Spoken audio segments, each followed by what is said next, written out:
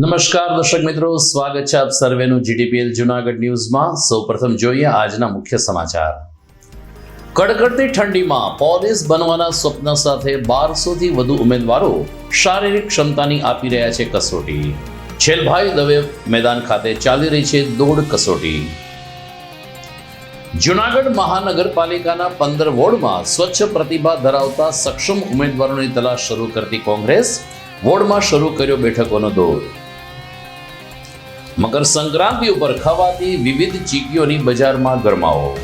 તલની સાકી અને માંડવીની ચીકીની રહી છે બોલબાલા.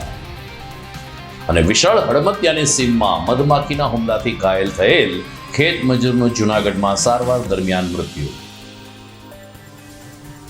આ તમામ સમાચાર આપણે વિગતવાર જોઈએ તે પહેલા લઈએ એક બ્રેક.